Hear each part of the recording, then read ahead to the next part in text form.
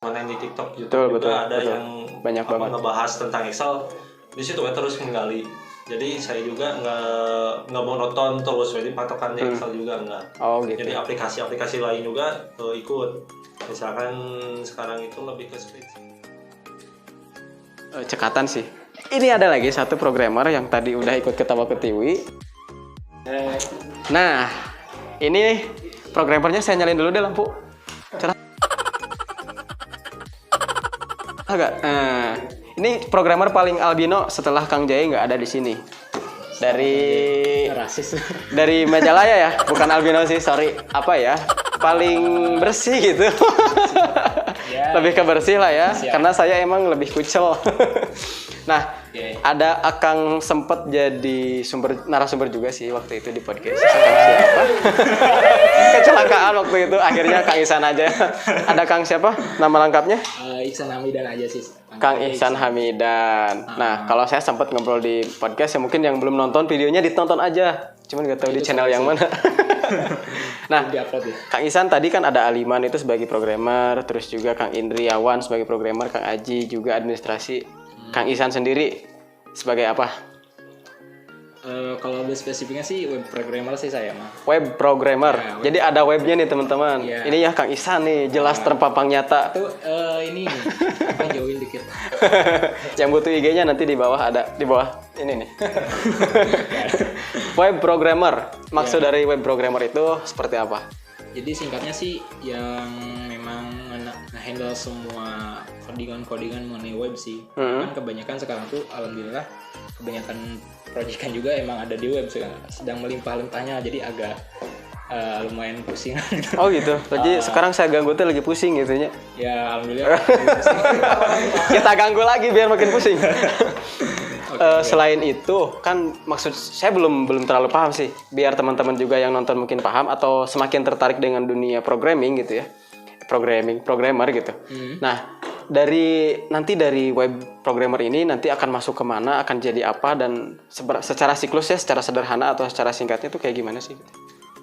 Oke, kalau misalkan untuk secara outputnya akan kemana sih, nantinya akan jadi sebuah umumnya akan jadi sebuah aplikasi yang memang banyak digunakan atau misalkan sesuai kebutuhan untuk si para customernya gitu. Hanya apa ya? Itu gambaran singkatnya aja, tapi secara teknologi itu udah ada banyak banget.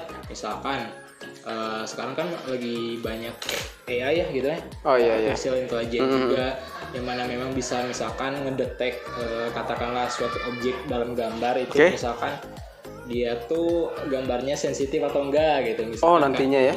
Gitu. Ini sebetulnya banyak banget sih teknologi-teknologi yang memang sedang dimanfaatkan gitu. Untuk tadi kan saya nanya ke Kang Indriawan ya, katanya udah lumayan banyak nih aplikasi yang beliau buat gitu kan, luar biasa, senior gitu kan, beliau saya nyebutnya, saya beliau gitu kan. Kalau dari Kang Ihsan sendiri udah bikin aplikasi apa aja sih yang menurut Kang Ihsan ini teh susah, ini teh gampang, bukan gampang sih, lebih ke simple gitu lah ya. Udah bikin apa aja sih? Saya nggak mau bikin orang gampang-gampang gitu, karena dibalik itu kan ada prosesnya gitu. Paling sih dari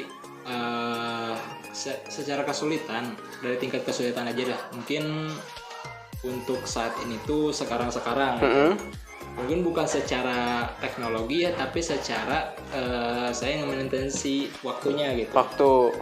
Karena saya tuh ngerjain bukan satu aplikasi aja sekarang, bukan tapi lebih dari satu project, dimana memang itu challenging banget gitu kan. Betul banget. Harus bermain dengan waktu ya. Itu harus saling support sama waktu. Gitu. Nah makanya di sini tuh yang jadi tantangan terbesar tuh gimana saya memanfaatkan waktu yang misalkan kosong dalam satu hari teh ikut berapa gitu. Jadi sebetulnya yang paling challenging tuh pas ini sih. Jadi ada project terus ngerjain banyak project gitu. Daripada satu project sama solo player lah gitu. Itu lebih enak sih gitu. Karena emang kita yang tahu dari awal sampai akhir ya.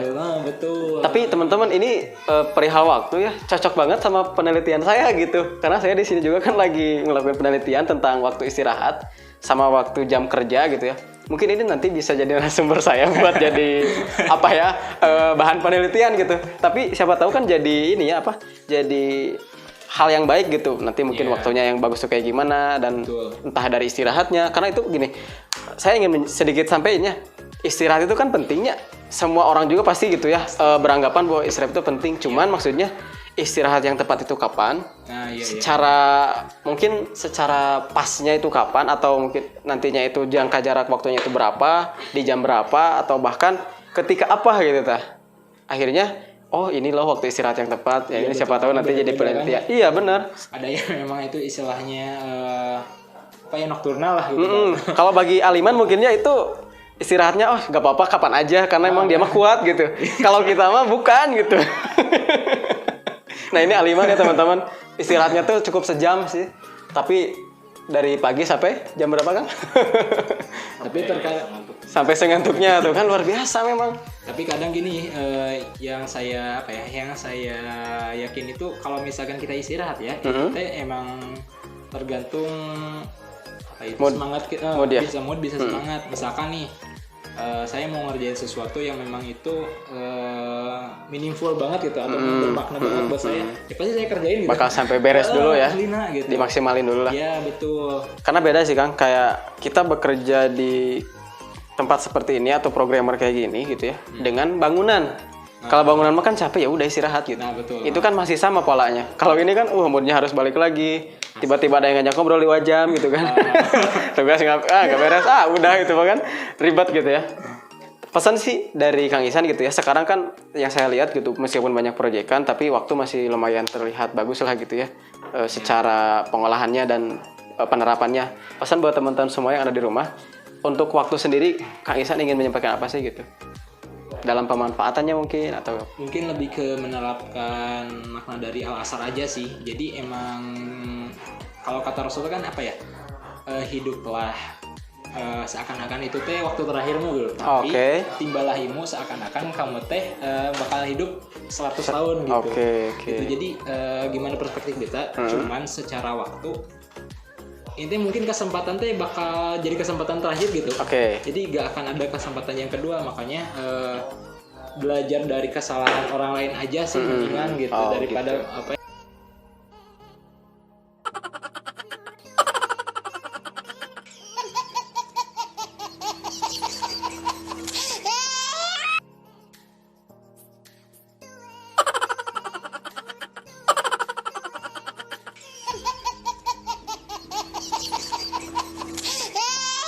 gitu aja. Gitu ya. Nah, mungkin gitu ya teman-teman dari Kang Ihsan. Jadi untuk waktu ya, anggaplah atau berpikirlah atau jadikanlah seakan-akan waktu sekarang itu menjadi waktu terakhir teman-teman untuk hidup ya gitu ya. Dan juga awal untuk memulai teman-teman itu anggaplah ketika misalkan mencari ilmu ataupun apa, anggaplah itu nanti teman-teman akan hidup 100 tahun, entah itu mencari ilmu, cari duit atau apa gitu ya. Kita bersedekah dan lain-lain. Akhirnya bukan kita yang merasakan si al-asrnya ya, al-asri kan itu demi masanya. Sesungguhnya manusia itu kan dalam kerugian. Nah, kita itu mau dalam kerugiannya atau justru kita yang memanfaatkan agar manusia itu tidak jadi rugi gitu ya. Kayak gitu sih teman-teman, pesan dari Kang Ihsan. Mudah-mudahan obrolan tadi dari awal sampai akhir ya bermanfaat, dan nanti juga tunggu terus video selanjutnya, video-video yang menarik tentunya seputar Antor ini, karena memang di sini tuh masih banyak banget yang bisa kita kelola, masih banyak banget yang bisa kita sampaikan untuk bahan teman-teman jadi lebih kreatif, bahkan kalau bisa jadi pengetahuan baru gitu teman. Makasih banyak Kang Ihsan waktunya. Siap, hatur nuhun Kang. Sami-sami. Gangguin waktunya. Saya juga makasih udah mau diganggu waktunya gitu. Dari Kak Aliman ya. Aliman saya hai dulu dong ke kamera. Hai. Ais. Lagi. Ayo, 1 2 3. Ais. Ya, makasih Kang Ihsan ya. Siap. Oke. Nah, oke teman-teman, itu aja sih mungkin ya tadi perihal obrolan saya dengan teman-teman yang ada di kantor iCommit. Yang pertama dari Aliman, kalau misalkan mau ngoding, lagi males, cari deh tontonan yang bikin teman-teman itu balik moodnya. Misalkan Korea mungkin kalau cewek, misalkan cowok anime gitu ya, atau dengerin musik dan lain-lain, atau mungkin tidur dulu, sholat dulu, asal jangan tidurnya kebablasan. Yang kedua dari Kang Indri tadi mudah-mudahan katanya kantor iCommit ini menjadi teman-temannya atau para pekerjanya itu, orang yang di dalamnya itu menjadi lebih sejahtera. Lalu dari Kang Aji, 3, coba dulu, coba lagi, coba terus. Jadi kita harus terus mencoba gitu ya. Sama yang terakhir dari Kang Isan, jangan sampai kita menjadi orang yang paling merugi. Maka dari itu gunakanlah waktu sebaik mungkin. Terima kasih banyak sudah menonton. Mohon maaf kalau misalkan kita masih ada yang kurang-kurang, tapi jangan lupa saksikan video-video selanjutnya. Terima kasih. Assalamualaikum warahmatullahi wabarakatuh. Saya merasakan kemana ya intinya gitu sih. Jadi Oke, siap. lebih baik belajar dari orang lain sih, nge-hack lah gitu Bang. Oh gitu. Ya.